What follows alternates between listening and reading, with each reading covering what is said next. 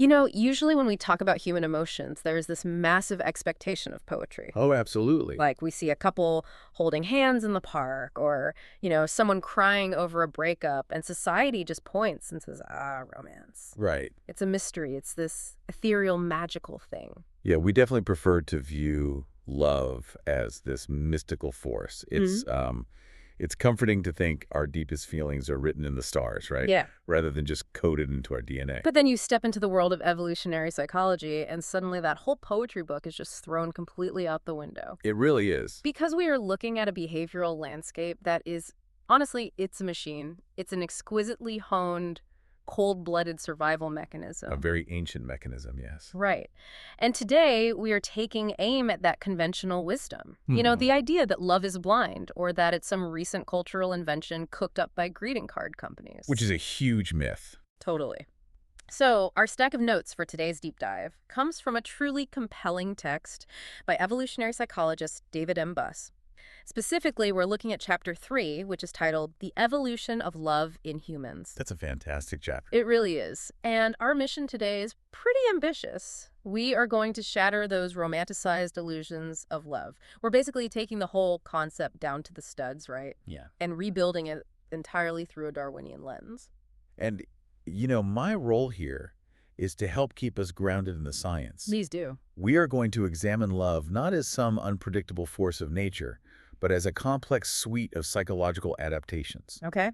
These are mechanisms that were designed by evolution to solve very specific, very ancient problems of survival and reproduction. I promise you this, by the time we wrap up this conversation, you are going to look at every crush you've ever had, every heartbreak you've endured, and, every long-term relationship you see around you as a fascinating piece of evolutionary machinery. It completely changes how you view human connection. It really does. So let's dive right in. Let's start with the biological reality of what we call a many-splendored thing. The source text makes this stark comparison right out of the gate between humans and other animals, specifically solitary creatures, like giant pandas or porcupines. Yeah, the difference in survival strategy there is profound. I mean, a giant panda has virtually no need for the emotion we call love. None at all. Right. Their evolutionary strategy is entirely solitary. They forage alone, they defend themselves alone. They just survive alone. Exactly. They only come together for extremely brief, transient periods to mate, and then they part ways immediately. See you later. Pretty much. Yeah. There is no sustained bond because their survival and the survival of their offspring just doesn't require one. A panda doesn't need to emotionally invest in another panda to make sure it gets enough bamboo. Precisely. But humans are entirely different. The text refers to us as the social animal. We literally cannot survive alone. And it uses this really striking phrase. It says, other humans are the vehicles on which our survival and our genetic legacy critically depend. Yeah, that concept of a vehicle is central to understanding evolutionary biology. How so? Well, we tend to think of ourselves as independent actors with our own goals. Right. Right. But biologically speaking, our genes are simply trying to get into the next generation. Right. And they cannot do that if we isolate ourselves. Yeah. So some of these other human vehicles are so critical to an individual's genetic success that we bestow upon them massive amounts of psychological, emotional, and material investment. I mean, we will literally sacrifice our own lives so that they can thrive. Yes, we will. And that's not just a nice, noble thing to do. It's a calculated evolutionary strategy. Right, and this brings us to the core concept of an evolutionary adaptation. Natural selection favors the creation of adaptations, which are essentially anatomical, physiological, or psychological solutions. Solutions to what, exactly? To recurrent problems of survival and reproduction. Okay, so if there's a problem that keeps happening over and over again for thousands of generations, evolution eventually builds a biological tool to fix it. Exactly. A strict requirement for an adaptation to evolve is what scientists refer to as a cross-time statistical recurrence of an environmental structure. Oh, wow. Okay, let's unpack that academic jargon for the listener. Fair enough. It simply means a pattern that repeats reliably over deep time. Got it. Take human skin, for example. There is a statistical regularity between abrasive surfaces and damage to the body. Like walking on sharp rocks. Right. If you walk barefoot on sharp rocks every single day, your feet are going to get cut and infected. Yeah. Because that specific environmental challenge happened generation after generation, evolution created a physiological adaptation. Calluses. Yes, callus-producing mechanisms. The skin physically hardens to protect the body from that specific recurrent threat. Okay, so the environment presented a recurring problem, the sharp rocks, and evolution built a bodily mechanism, calluses, to solve it. Precisely. But what the text argues is that it isn't just physical.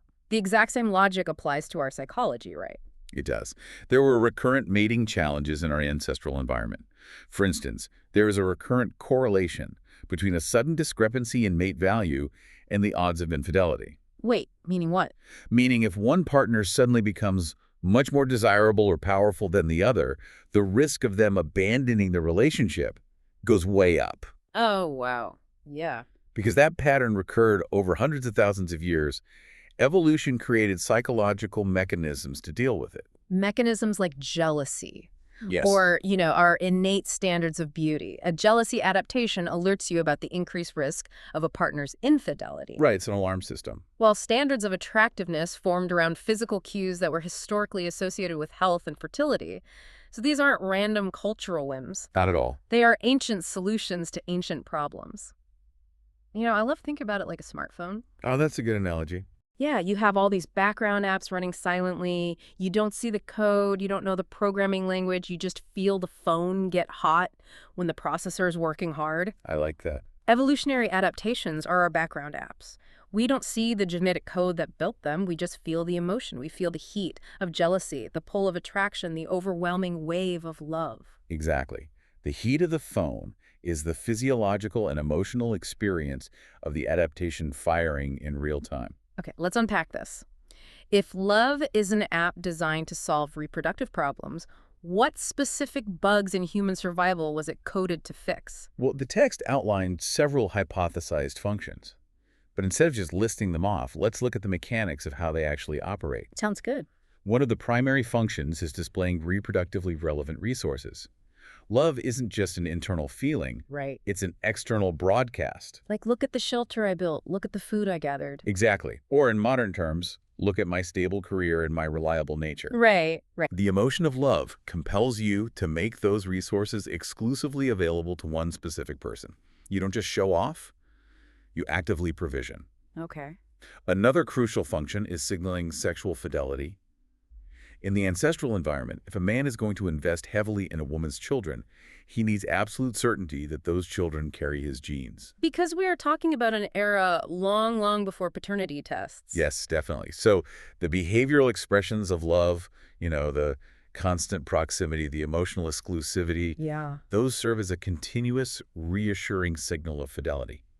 It's a way of proving that your reproductive effort isn't being squandered somewhere else. Wow, that makes total sense. Furthermore, love functions to provide crucial psychological and emotional resources. It binds two people together so they can weather periods of intense scarcity or illness or social conflict. It's an incredibly robust piece of software. I mean, if love were just a fleeting, useless emotion, it would have been ruthlessly scrubbed out of our genome by the brutal filter of natural selection. Oh, absolutely. It's too costly otherwise. Right, it has to be doing heavy lifting to justify the immense caloric and emotional energy it consumes. But, if love is this essential, hardwired survival tool built into our biology, we shouldn't just see it in Western societies, right? Yeah. Or just in modern romantic comedies. Right. If it's truly biological, we should see it everywhere. And the evolutionary theory makes a very firm prediction here. The psychological circuits dedicated to love must be universal across the entire human species. And the text dives into some incredible historical examples to prove this. It explores the idea of love as a universal drug, because there have been concerted efforts throughout history by various societies to completely banish love, They literally tried to outlaw it. which is wild. It really is. The 19th century Oneida Society is a perfect case study for this. Oh, right, the commune in New York. Yes, they were a utopian religious commune, and they articulated the view that romantic love was merely disguised sexual lust. Just totally dismissed it. Completely. They believed it was deceptive, selfish, and idolatrous. They saw absolutely no reason to encourage such deceit. So what did they do? They instituted a system of complex marriage where everyone was married to everyone, and exclusive romantic attachments were strictly forbidden. They basically said, you're not in love, you're just lustful, stop pretending, and share yourself with the community. Pretty much. And then you have the Shakers, another religious sect. They declared romantic love to be fundamentally undignified. But even more than that, They saw it as actively threatening to the goals of their larger community. Right. For the Shakers, the logic was that when two individuals pair bond intensely, their loyalty to the broader religious group inevitably diminishes. They become their own little island. Exactly. The couple becomes a closed system. Their energy goes to each other rather than to the collective or to their spiritual duties. So the Shakers sought to banish love entirely. By enforcing strict celibacy. Right. Yes. Enforcing celibacy and separating the sexes. And the Mormons in the 19th century also viewed intense romantic love as disruptive. They sought to prioritize community cohesion and religious duty over individual passion. But, the absolute best part of this historical deep dive is what actually happened next. Oh, yeah. In all of these societies, love persisted anyway. The authorities couldn't kill it. It just went underground. The suppression acted like an accelerant. The text points to the classic Romeo and Juliet effect. Right. When a community or a family tries to suppress an intense romantic bond, it often fuels a much deeper psychological attachment. Because lovers literally have no choice in the matter. They can quell their feelings temporarily, or, they can muffle their expressions so they don't get caught by the community elders. But they cannot exercise the feelings entirely. No, you can't just delete a biological app because a religious leader told you it's selfish. Exactly. And to stress test this theory even further, the text examines cultures that explicitly impose arranged marriages and permit polygyny. Polygyny being where a man is allowed multiple wives. Correct. So systems where your elders just point at someone and say, that's your spouse now. The transaction is complete. Right. What mating system could be better designed to completely undermine the necessity of love? You'd think it would be dead in the water. But even in these highly structured transactional environments, we see the evolutionary circuitry firing. The text asks whether love has any place in a system where a man's first wife is chosen for him by his parents for purely political or economic reasons. And the data says yes. Even in polygynous Arabic cultures where the first marriage is arranged, men frequently marry a second wife explicitly for love. And the most revealing anecdote in the text comes from the Taita women of Kenya. Oh, this part was fascinating. When interviewed, many of them actually stated that they prefer to be the second or third wife rather than the first. Which completely shatters our Western assumptions, right? We assume everyone wants to be the primary partner, the number one. Right, but their logic is perfectly aligned with evolutionary psychology. They understand the social mechanics of their culture. They know the first wife is chosen by the elders to forge alliances or consolidate wealth. Yeah. But they anticipate that if they are chosen as a second or third wife, the husband is likely making that choice himself. Based on personal attraction and love. Exactly. They realize that being the love match means they will receive more favorable treatment, probably better resources for their children, and just experience more emotional closeness. They are strategically navigating a patriarchal system to secure the emotional and resource investment of love. It's very strategic. And beyond these cultural anecdotes, the text brings in some massive empirical data sets. Let's hear the numbers. Well, Susan Sprecher and her colleagues conducted extensive interviews with over 1,600 men and women from 3 vastly different cultures: Russia, Japan, and the United States. Okay. They asked a very straightforward question. Are you currently in love? Just laying it right out there. Just asking. And the numbers are incredibly consistent. 73% of Russian women and 61% of Russian men confess to being currently in love. Wow. In Japan, it was 63% for women and 41% for men. Americans were right in the same ballpark. 63% of women and 53% of men. That's a huge portion of the population in completely different cultures. Furthermore, in the most extensive study ever conducted on mate preferences, which surveyed over 10,000 participants across 37 distinct cultures. 37 cultures. Yes. In that study, mutual attraction and love proved to be at or near the very top of what people desired in a mate in every single culture studied. So if love was merely a Western cultural invention, this evolutionary theory would collapse immediately. But the global data confirms it is a universal human experience. Yes, it does. But wait, I have to push back here for a second. So Just because everyone can feel it and the underlying software exists everywhere, that doesn't mean the app is constantly running for everyone in the exact same way, right? The triggers must vary. that is a crucial distinction. The universality of the psychological adaptation does not mean the manifest experience is universal at all times. Right. Returning to your callus analogy, every human has the biological capacity to form calluses.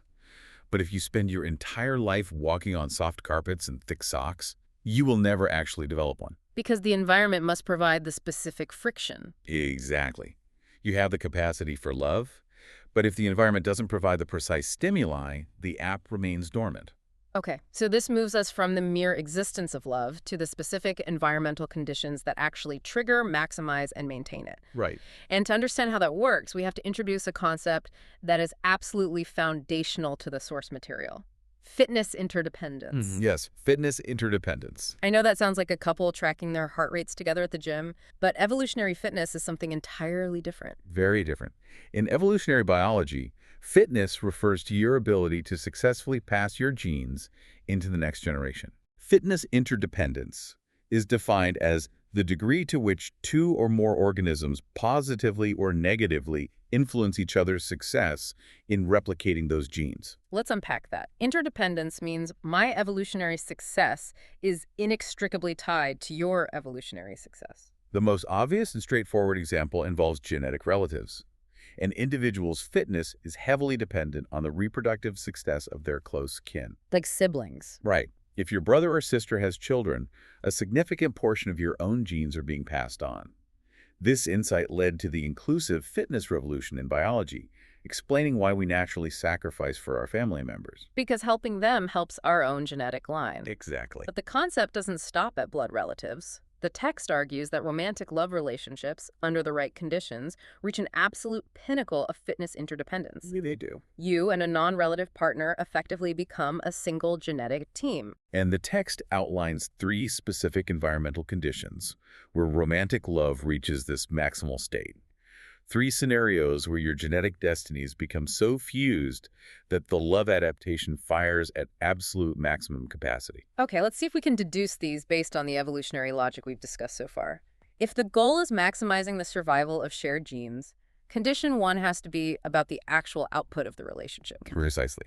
Condition 1 is mutually produced offspring. Makes sense. When a couple has a child together, each parent has an equal 50% genetic stake in promoting the welfare of that specific child. Their evolutionary goals are perfectly mathematically aligned in that small human vehicle. Right. What benefits the child equally benefits both parents' genetic legacy. That makes perfect sense. So condition 2 must be about protecting that investment. You wouldn't want your partner wasting time or resources on a different genetic line. Condition 2 is strict monogamy, specifically a mating arrangement with little or no chance of infidelity or defection. Because if there's infidelity, there's leakage. Exactly.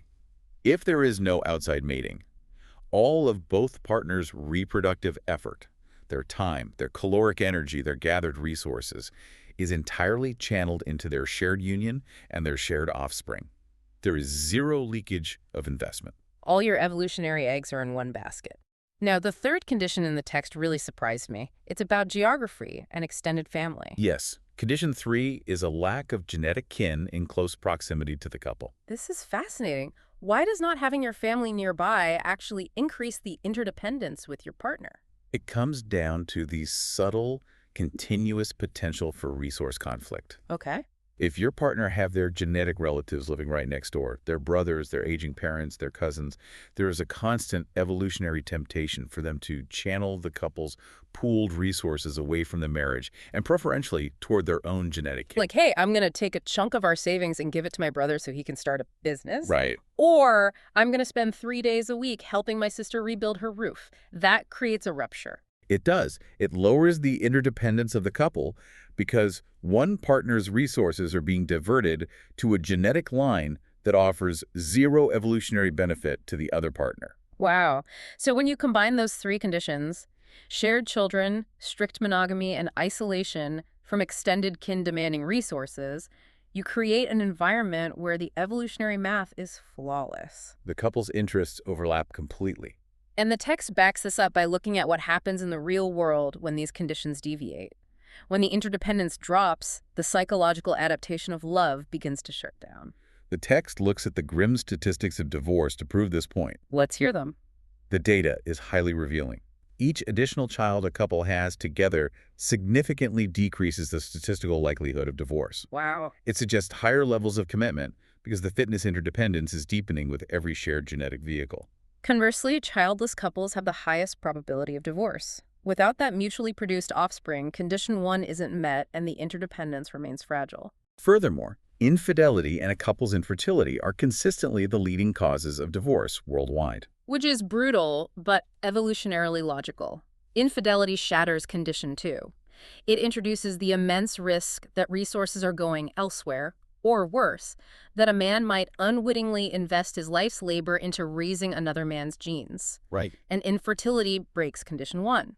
The biological purpose of the union cannot be fulfilled, the fitness interdependence is ruptured, and the psychological software initiates a shutdown. It leads to separation so the individuals can seek new fertile mates. Now, people do not consciously track this. No, of course not. Nobody sits at the breakfast table calculating their genetic replication odds or drawing up fitness interdependence charts, but the environmental conditions that promote or impede that interdependence have acted as invisible, powerful forces of selection over deep time. I really want you, the listener, to think about that third condition for a moment. The lack of genetic kin nearby. The text highlights this as an unexamined hypothesis that plays out in almost every modern relationship. Have you ever felt that specific friction with your in-laws? Oh, I'm sure many have. Have you ever had a massive argument with your partner because they were prioritizing their family's needs over the needs of your shared household? Evolutionarily speaking, that isn't just a petty squabble over Thanksgiving plans. No, it's not. That is your deep psychological software recognizing a threat to your fitness interdependence. Your brain is sounding an alarm that resources vital to your genetic future are leaking out of the system. Reframing everyday relationship conflict through the lens of fitness interdependence is profoundly illuminating. It really is. However, while these overarching conditions create the environment for love to flourish, the actual internal design of the love circuitry looks very different, depending on whether you're a man or a woman. Okay, this is an area we need to handle with absolute precision. We are discussing the text's exploration of sex differences in the psychological design of love, and it's based on evolutionary averages. Averages being the key word. Right. We are talking about ancient hardware that evolved over hundreds of thousands of years on the African savanna. We are not making value judgments on the choices of modern individuals. Definitely not. And we are certainly not saying all men act like this or all women think like that. We are impartially examining the statistical blueprints of human biology as laid out in the source. Understood. Looking at the male blueprint first, one of the most rigorously replicable findings in the entire human mating literature is that men place a significantly greater premium than women do on physical appearance when selecting a long-term mate. Now, the text is quick to point out that this isn't because men are inherently superficial or just thoughtlessly judging a book by its cover. Right, it is highly functional behavior. In our ancestral environment, physical appearance provided a wealth of critical life or death information. It was the primary way a man could visually assess a woman's health, her youth, and consequently her fecundity. Fecundity being the probability of a successful conception. Exactly, and her reproductive value, which is her future reproductive potential over the coming years.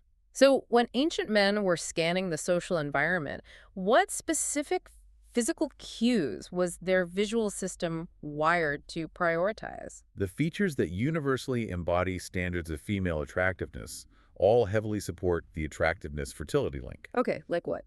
We are talking about clear, smooth skin, lustrous hair, symmetrical facial features, an absence of visible sores or lesions, and a specific low waist-to-hip ratio. Because historically, these were highly reliable, visually obvious indicators of youth, pathogen resistance, and health, in a world that obviously had no medical records or birth certificates. Exactly. A man's visual system was wired to instantly compute all that data and say health and youth detected. The probability of genetic replication here is high. But the female blueprint evolved to solve a completely different set of reproductive problems. Very different. For ancestral women, the evolutionary challenge wasn't simply finding a fertile mate. It was finding a mate who could successfully provide for and protect her and her children over a very long period of intense vulnerability. Because raising a human baby takes years. Decades, really. The qualities that are critical to a woman's selection of a long-term mate cannot be readily assessed just by looking at a man's face or body from across a clearing. Right. You can't visually verify someone's work ethic. No, you can't. So women evolved to value cues like ambition, industriousness, drive, and what the text calls status trajectory. Yes, these are qualities fundamentally linked with long-term resource acquisition. You cannot tell if a man has a promising status trajectory or a reliable character just by observing the symmetry of his jawline or the clarity of his skin. That requires observation over time. A lot of time. It requires seeing how he navigates social hierarchies, how he responds to adversity, and his sustained willingness to work. Which leads to a massive behavioral divergence in how the sexes actually experience the onset of love. It does. Because a man's assessment of reproductive value is triggered by immediate physical cues, men experience the phenomenon of love at first sight significantly more often than women do. The empirical evidence firmly supports this divergence. Men report falling in love at first sight much more frequently because their evolutionary circuitry can be fully activated by visual information alone. Wow. Women's circuitry, requiring complex data on ambition, status, and reliability, inherently takes much longer to compute. But the divergence gets even more extreme when you look at how love is inextricably linked to sex. The text cites studies that ask a very simple, pointed question. Would you agree or disagree with the statement, sex without love is okay? The data reveals a massive divide on this. Oh, I bet. If you're a man, statistically speaking, chances are high that you agree with that statement. Women, on average, strongly disagree. Yeah. Comprehensive meta-analyses and cross-cultural evidence demonstrate that attitudes toward casual sex, sex devoid of emotional commitment, remain one of the largest psychological sex differences ever recorded. Let's break down the evolutionary math behind this massive divide, because the biological realities here are incredibly stark. Why do women link love and sex so tightly together while men find it so easy to separate them? It ultimately comes down to the concept of minimum obligatory biological investment. Okay, explain that. For a man living in the ancestral environment, he could potentially reproduce with as little investment as a single, brief act of intercourse. The physiological and temporal cost to him is incredibly low. We are talking about a few minutes of his time and a negligible caloric expenditure. Exactly. Compare that to a woman. For her, engaging in sexual intercourse carried enormous historical consequences and risks. All right. A single act of sex could result in an obligatory 9-month pregnancy, which is a massive physiological drain, followed by years of energy-intensive lactation and constant, physically demanding childcare. So, if an ancestral woman engaged in casual short-term mating without securing emotional commitment, she risked conceiving a child with a man who possessed inferior genetics. Or, far more likely, a man who would simply walk away and offer zero protection or provision for that child. Right. And in a harsh hunter-gatherer environment, raising a child entirely alone was often a death sentence for the infant. It was a potentially fatal evolutionary error. Therefore, natural selection heavily favored female psychology that tightly intertwined love and sex. Because love guarantees the investment. Exactly. In this context, love is the emotion that explicitly signals long-term commitment and reliable future investment. By psychologically requiring love before consenting to sex, female psychology historically protected women from the catastrophic costs of uninvested mating. It operates as a rigorous screening process. Love is the mandatory prerequisite for granting the ultimate biological investment. While men, facing an entirely different set of biological constraints, had selection favoring a powerful motivation to seek out casual sex. Because historically, multiple mating opportunities translated directly into linear increments in reproductive success without carrying those heavy, obligatory physiological costs. Precisely. These findings robustly support the hypothesis that for women, love and sexual desire are fused as a critical defense mechanism and a strategy for securing vital long-term resources. But this specific need for heavy sustained investment, this absolute necessity of keeping a man around long after the initial sexual act is over, leads directly to what the text describes as the most profound evolutionary leap humans made compared to our primate cousins. Yes. That massive biological cost for females is actually the pivot point that separated us from the rest of the animal kingdom. The text compares our mating strategies to chimpanzees, which is always a humbling exercise. Always. Chimpanzees are our closest genetic relatives, so understanding their baseline is necessary. The chimpanzee mating system is primarily driven by the female entering a distinct phase of estrus. Meaning when she is fertile. Right. When she is fertile, she exhibits bright red, highly visible genital swellings and releases potent olfactory scents that essentially send the males in the troop into a competitive sexual frenzy. It's an incredibly obvious, unavoidable advertisement. The biological signal is screaming, I am fertile right this exact second. Yes. But outside of that brief, highly publicized window of estrus, What happens? the males are largely indifferent to the females. There is no sustained pair bonding, no joint territory defense, and certainly no shared parenting. Wow. But humans underwent three massive, interrelated evolutionary shifts that completely altered this dynamic and paved the way for romantic love. Okay, what were the shifts? First, humans developed long-term mating strategies. Second, and perhaps most importantly, female ovulation became concealed or cryptic. Wait, concealed ovulation. Let's spend some time on this because the implications are staggering.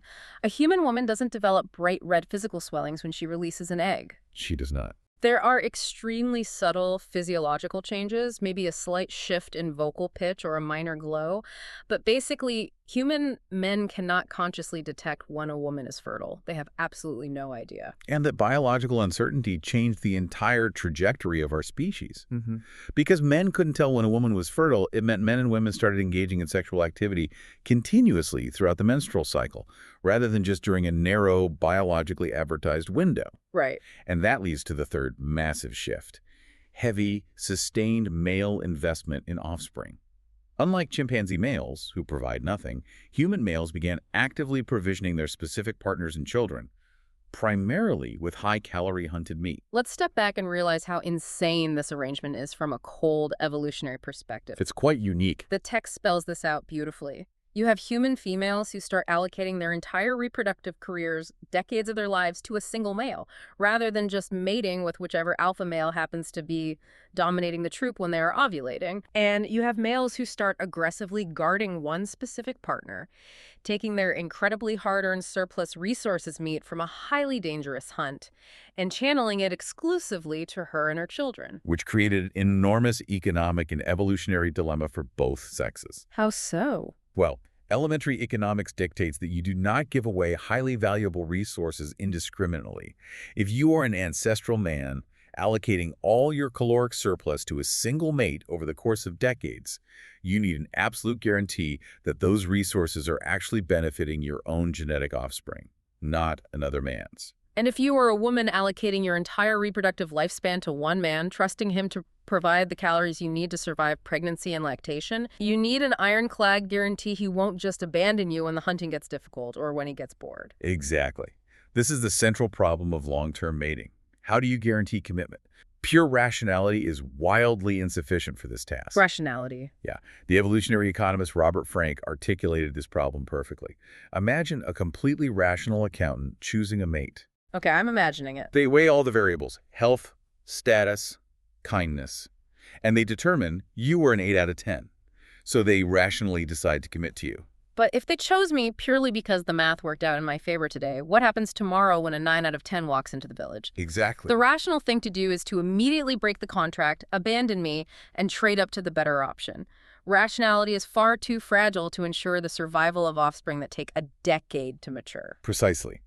Evolution needed a mechanism to completely override the brain's rational accounting department.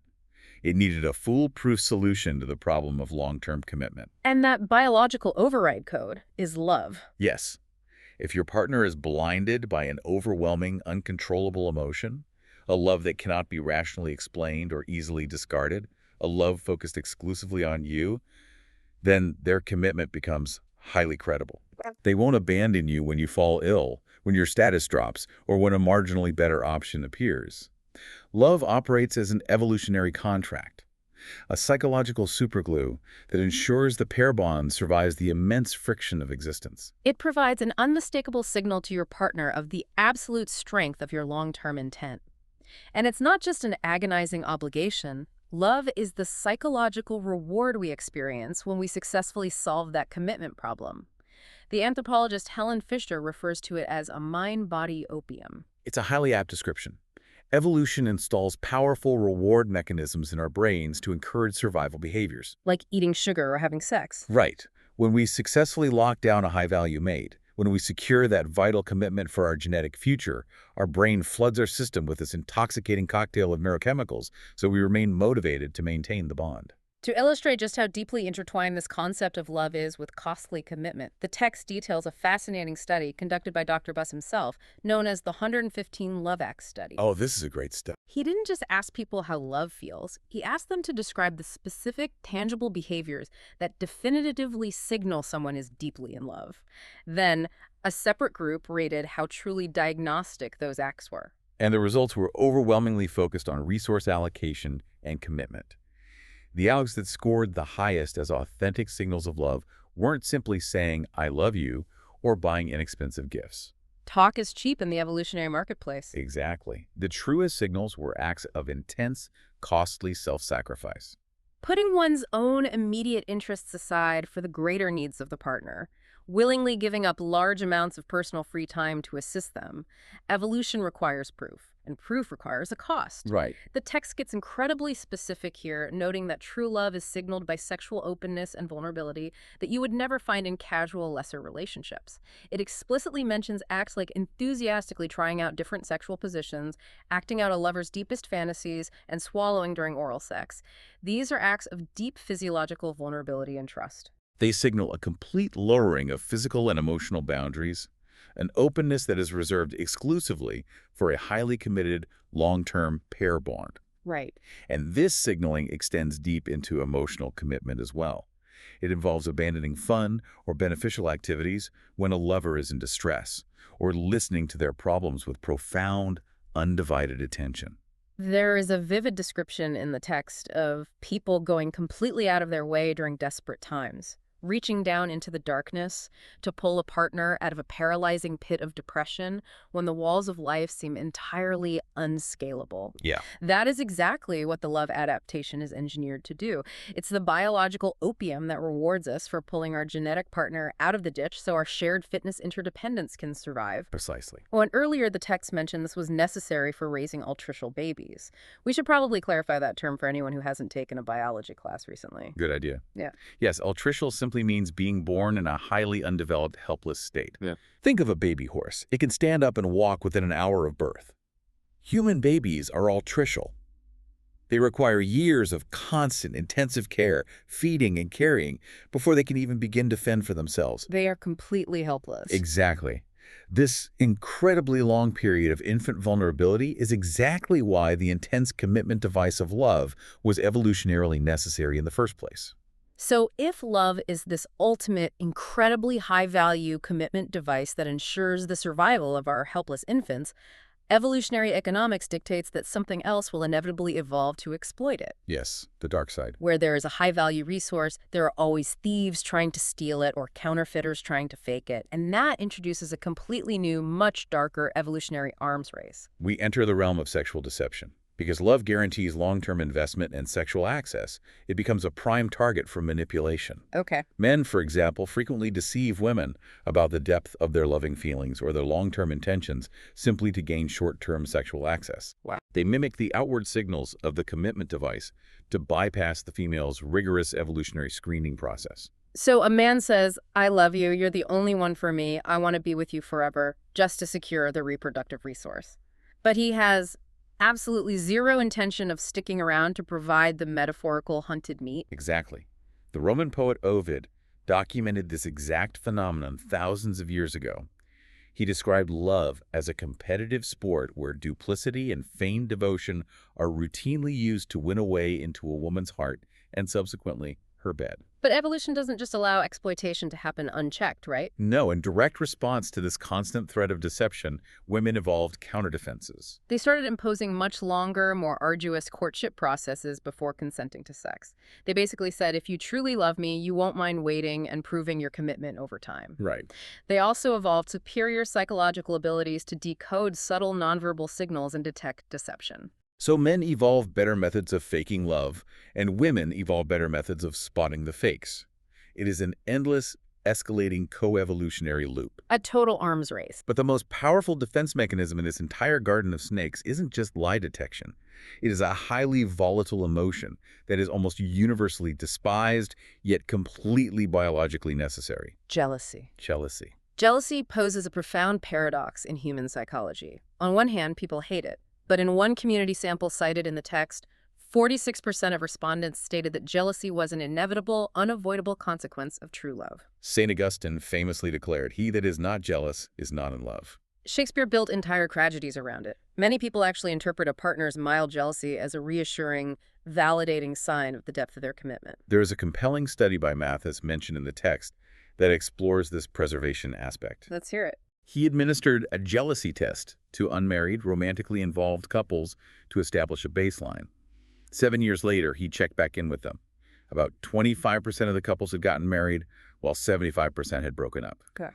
The fascinating part is that the couples who stayed together and got married had significantly higher initial jealousy scores, an average of 168, compared to the ones who broke up, who averaged only 142. Now, while we have to look at that cautiously because of sample sizes, it points to a very real evolutionary possibility. Jealousy might be inexorably linked with the preservation of long-term love. It acts as the aggressive guard dog of the relationship, constantly scanning the perimeter for threats. But the paradox lies in the destructive flip side. In a sample of university students, over 33% reported that jealousy posed a massive, significant problem in their current relationship. Yeah. In these cases, it wasn't preserving love, it was actively destroying it. It leads to a catastrophic loss of self-esteem, intense verbal abuse, rage-ridden arguments, and terrifying stalking behaviors. It is an emotion designed to shelter a relationship from intruders, but it can, as the text starkly quotes, turn homes that might be sanctuaries of love into hells of discord and hate. The text uses a really chilling pop culture example to highlight this terrifying fusion. O.J. Simpson, speaking about his murdered ex-wife, Nicole Brown Simpson, allegedly said, "Even if I did do this, it would have to have been because I loved her very much," right? That is the darkest extreme of this paradox. To understand why evolution would program an emotion that is so inherently volatile and potentially destructive, we have to look closely at what it's actually designed to protect against. Jealousy didn't evolve simply to prevent the sad loss of a romantic feeling. Well, It evolved to prevent very specific, evolutionarily catastrophic scenario. I want to invite you, the listener, to play along with a thought experiment designed by Mathis that perfectly illustrates this. Okay, let's do it. Imagine losing your current partner, the person you were deeply in love with, in 4 different scenarios, and try to rate how much actual jealousy you would feel in each. Not just sadness or grief, but burning jealousy. Okay, go ahead. Scenario 1, loss due to fate. Imagine your partner is tragically killed in a random automobile accident. Think about that. The sadness would be devastating, world-ending. But jealousy. The participants in the study scored the scenario only a 7 out of a possible 28 on the jealousy scale. Right. Scenario 2, loss due to destiny. Your partner gets a massive promotion and has to move to a faraway city across the globe, and you know for a fact you will never see them again. This scored almost double, a 13. They are still alive, but they are permanently gone from your life. Scenario 3, loss due to rejection. Your partner sits you down, explains that they simply do not love you anymore, and ends the relationship to be alone. You will never see them again. This one hurts much more. It scored a 16. It's a direct, painful rejection of your personal mate value. But now, brace yourself for the final scenario. Scenario 4, loss due to arrival. Your partner falls deeply in love with another person, ends the relationship with you, and immediately goes to be with them. The score spikes to a 22, the highest by far. Why? Why does losing them to someone else provoke so much more intense visceral jealousy than them just moving away or even dying in an accident? Because evolution is fundamentally a fiercely, ruthlessly competitive process. It does not operate on absolute success. It operates on relative reproductive success. Relative success. Yes. Losing a mate to a rival is what the text describes as an evolutionary double whammy. Let's expand on this because it's crucial. Think of it like a brutal corporate rivalry. Imagine your business loses $1 million contract. That's a huge blow to your bottom line. That's the first whammy. You lost the resource. Right. But imagine if, instead of the contract just disappearing, your absolute fiercest competitor wins that exact $1 million contract and uses the funds to launch a product that directly targets your remaining customers. The gap between your success and their success didn't just widen by $1 million. It effectively widened by $2 million. Exactly. In the brutal calculus of human evolution, losing a mate to a rival means you don't just drop down a peg in the reproductive hierarchy. Your direct genetic enemy steps up a peg using the very reproductive resource you lost. Wow. Your children might perish from a lack of resources, while their new children thrive using the investment that was supposed to be yours. It is the ultimate evolutionary insult. Mm-hmm. So jealous vigilance, obsessively checking up on a partner, claiming them publicly at social events, aggressively warding off perceived rivals evolved as a dual-purpose act. Yes. It protects the relationship from interlopers, preventing that disastrous double whammy, while simultaneously signaling to your partner that you still value them deeply as a vital resource. The text notes that modern intellectual attempts to completely expunge jealousy from relationships usually end in spectacular failure. It points directly to the failure of most open marriages that became popular experimental arrangements in the late 1960s and 70s. Very few of these marriages could endure third-party sexual intruders without the ancient jealousy circuitry firing uncontrollably and burning the primary relationship to the ground. Even today, with the modern surge of interest in polyamory or consensual non-monogamy, the text notes that managing jealousy remains a pervasive, exhausting problem. You can logically, intellectually tell yourself that it's perfectly fine for your partner to sleep with someone else. But your ancient evolutionary hardware doesn't care about your modern philosophy. Right. It is screaming double whammy, danger, imminent resource loss. The maintenance of deep romantic love, ironically, may absolutely hinge on the ever-present low-level threat of rivals and the mild jealousy they evoke.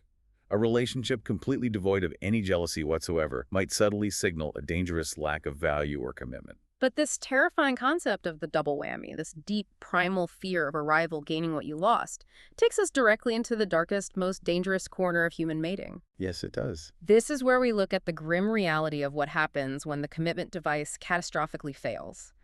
Because people fall out of love just as crashingly and sometimes as violently as they fall into it. Love dies, and the text explains that this usually happens due to severe violations of desire.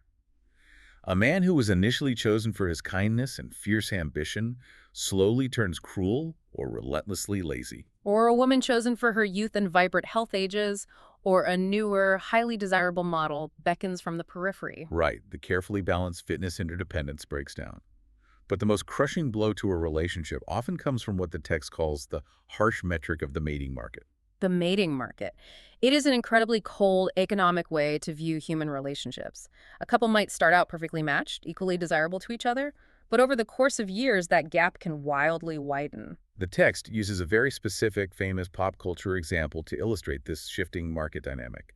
The actors Meg Ryan and Dennis Quaid. Oh, wow. Okay. They were married, relatively equally matched Hollywood couple early on. But then Meg Ryan's career absolutely skyrocketed in the 1990s. She became America's sweetheart, a massive, undeniable box office draw. Right. Dennis Quaid's career during that same period, it plateaued. Her status, her wealth, and her overall value on the mating market surged dramatically past his. So what happens when the market value shifts that drastically? According to the evolutionary logic presented in the text, sudden massive increases in personal status open up entirely new mating opportunities. A higher-tier partner who was previously completely out of reach now suddenly becomes available and interested. Meg Ryan effectively traded up, having a highly publicized affair with rising superstar Russell Crowe. Socially, our modern morals might admire someone who staunchly stands by a partner whose status has fallen or stagnated. But biologically, the text is uncompromising. Very uncomfortable. Modern humans descended from ancestral winners who ruthlessly traded up whenever the evolutionary increment in mate value was sufficient to outweigh the massive social and emotional costs of breaking up an existing bond. We are the genetic descendants of the ruthless optimizers. Being on the losing end of that optimization is agonizing. The text points out that losing love mirrors the neurological pain of actual severe physical trauma. It actually hurts. Yes. The brain circuits that deliver searing psychological pain when we experience a devastating mating failure are just as evolved, just as functionally designed as the serotonin reward mechanisms we feel during successful mating. They're screaming at us to fix the evolutionary error. For some men, that searing pain, combined with the catastrophic loss of a vital reproductive resource to a rival, triggers something entirely lethal. We are about to discuss some very dark statistics regarding intimate partner violence and homicide. And, we have to be extremely clear here for the listener. We're just reporting the data straight from the source text. We are not endorsing any of this behavior, obviously. Yeah. Right. We are impartially laying out the evolutionary logic Buss presents to understand human nature. But the statistics are harrowing. The text notes that in the United States between 1976 and 1984, an average of 4,507 women were murdered annually, and the vast majority of these women were killed by the very men who supposedly loved them deeply. It highlights a specific, detailed study conducted in Dayton, Ohio. The breakdown of female homicide victims is staggering. 19% were killed by their husbands, 8% by a current boyfriend, 17% by an estranged husband they had left, 8% by a prior sex partner. Wow. That totals an astonishing 52% of all murdered women in Dayton being killed by their lovers or former lovers, more than half. To provide a stark contrast, in a typical year, only 3% of male murder victims die at the hands of a female lover. This is a highly specifically gendered phenomenon. In a massive national study spanning from 1976 to 1998, over a third of all murdered women were killed by an intimate partner, compared to only 4% of men. And the text points out these grim statistics hold true worldwide across wildly different cultures from Australia to India. Let's pause and really interrogate this. Evolutionarily speaking, this behavior makes absolutely zero sense on the surface. If a mate is your most vital reproductive resource, the very biological vehicle your genes desperately need to survive into the future, why on earth would natural selection ever favor a psychological circuit that motivates a man to physically permanently destroy that resource? That is the central glaring puzzle of intimate partner homicide. It seems outrageously counter to the basic premise of self-interested reproductive survival. If a man kills a mate who's been unfaithful, he permanently, irreversibly loses her as a reproductive resource. Right. He severely damages his existing children's chances of survival by violently removing their primary caregiver. He risks lethal, violent retribution from her family or execution by the state. It seems like an absolute evolutionary disaster. The text actually calls it futile, vengeful spite. So how could this bizarre self-destructive behavior possibly have evolved and remained in the human repertoire? Solving this puzzle requires delving into the highly specific underlying particulars of ancestral mating market logic.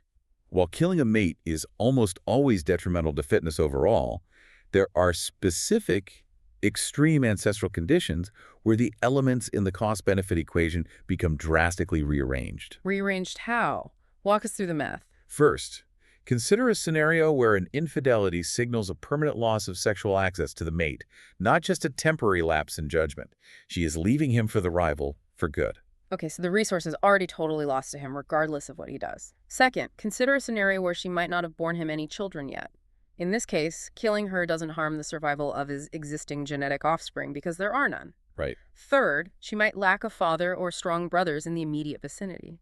This was a very common scenario in traditional exogamous societies where young women moved away from their kin to live in the husband's village. This physical isolation drastically lowers the immediate risk of violent retribution from her family. So the costs of killing her are suddenly much lower in that specific ancestral context. But where is the evolutionary benefit? Spite doesn't pass on genes. The grim benefit lies in preventing reputation destruction and, crucially, preventing the rival's gain. Oh, reputation. If a man's wife is unfaithful and leaves him for another man, his social reputation might be so severely publicly damaged that his status within the tribe completely plummets. In an ancestral honor culture, a massive loss of status cascades into a permanent decline in mate value, completely undermining his ability to ever attract another mate in the future. Wow. Taking sudden, extreme violent action, tragically, was sometimes an ancestral method to staunch the slide of reputation and signal that he could not be crossed. And then we return to the rival, the dreaded double whammy. Exactly. The man's absolute sexual loss becomes a rival's absolute sexual gain. A highly valuable reproductive resource flows directly to an archenemy within the same small tribe. The text uses a powerful hunting analogy to explain this. If you kill a game animal to feed your family, and a random anonymous scavenger steals the meat in the night, you suffer a painful loss. But if your direct rival steals the meat, the loss is severely compounded in the currency of evolutionary fitness. Because your kids suffer while his thrive. Your children starve and weaken, while your rival's children eat the stolen meat, grow strong, and eventually outcompete your lineage. So the homicidal circuitry isn't about getting the resource back. It's a desperate, incredibly dark, fail-safe mechanism to ensure that if I cannot have this vital resource, my rival definitely cannot use it to biologically outcompete my genetic line. Yes. And this chilling evolutionary logic leads to a deeply counterintuitive, highly disturbing prediction. The younger, healthier, and more physically attractive the woman is, the greater her reproductive value. Right. Therefore, the greater the losses to the cuckolded man, and the greater the potential gain is to his rival. The theory thus predicts that the more appealing and fertile the woman is, the more intensely motivated the man's psychological circuits will be to take extreme homicidal measures upon discovering a permanent infidelity. It is a horrific realization. The total loss of love sometimes activates evolved homicidal circuits in men, circuits that were specifically designed in deep antiquity to prevent male rivals from possessing a highly valued reproductive resource. It shows exactly how high the evolutionary stakes actually are. When dealing with love and jealousy, we aren't just dealing with broken hearts or bruised egos. We are dealing with ancient, primal programming built for absolute genetic survival in a brutal, unforgiving world. Ending on the darkest implications of the biological framework is heavy, but it's absolutely essential for a complete, unflinching picture of human nature. However, it's very important to synthesize this. Good point. David Buss's evolutionary view doesn't negate or erase all the other psychological models of love that we find comforting. You still have Robert Sternberg's triangular theory of love, balancing passion, intimacy, and commitment. You have Arthur Aron's self-expansion model, describing how we grow through our partners. Now, those models are still highly relevant. They brilliantly describe what love feels like on a Tuesday afternoon and how it functions in our daily, modern lives. But the evolutionary perspective adds the crucial foundational missing piece. It answers why these complex emotional systems exist in the human brain in the first place. Right. Just as a medical researcher needs to fundamentally know that the heart is designed to pump blood in order to understand why it's shaped the way it is, a psychologist needs to know that love evolved specifically to secure fitness interdependence, to truly understand why it feels so intensely wonderful and sometimes so intensely agonizing. He gives all those poetic theories a concrete functional foundation. What an absolute journey we've been on today. We started with the basic, cold survival math of early humans, looking at how we desperately needed each other as vehicles for our selfish genes. We saw how love operates as a universal, unstoppable background app, completely defying centuries of cultural suppression from the Shakers in New York to arranged marriages in Kenya. We examined the precise, demanding conditions of fitness interdependence that allow love to reach its maximum potential. Strict monogamy, shared children, and isolated resources free from the friction of extended kin. And we explored the differing male and female blueprints for attraction, driven by the massive asymmetry and the biological costs of reproduction. We looked at love as the ultimate, indispensable evolutionary contract, the mind-body opium that elegantly solved the economic commitment problem of raising completely helpless, altricial human babies. And finally, we waded into the darkest waters. The fiercely protective double whammy circuits of jealousy and the terrifying ancestral cost-benefit logic that can tragically turn the loss of love into lethal violence. It completely reorients your entire understanding of human connection. It forces you to realize that love isn't just poetry. It's the very engine of our survival. Before we sign off, I want to leave you, the listener, with a brand new thought to mull over. Something that builds purely on the logic of the evolutionary mechanisms we've just spent all this time unpacking. The text notes a fascinating glitch in our ancient programming. A man's jealousy circuits will fire intensely upon discovering infidelity, even if his partner is diligently taking modern birth control. Because the brain doesn't truly know about the pill. Our psychological software was built for the ancestral world, not the modern one. It simply reacts blindly to the ancient statistical threat of cuckoldry. Taking that a step further, think about the future. As modern technology continues to completely sever the link between sex and reproduction, through widespread birth control, through IVF, through advanced genetic screening, and maybe eventually entirely artificial wombs, will our ancient hardwired love adaptations eventually become obsolete? It's a huge question. If fitness interdependence is no longer strictly tied to physical mating and geographical proximity, will the biological app just slowly stop running over the next few millennia? Or, and I think this is the much wilder thought, will evolution find a way to hijack these new technological tools, creating entirely new, bizarre psychological circuits for love and commitment in the distant future? What will the background app look like in 10,000 years? It's something to think about the next time you feel those butterflies in your stomach. Are they signaling a predestined soulmate? Oh. Or just a very old, very stubborn algorithm trying to run in a modern world? Thank you for joining us on this deep dive. Keep questioning the conventional wisdom, keep observing the world around you, and keep exploring the fascinating, exquisite machinery of your own mind. We'll see you next time.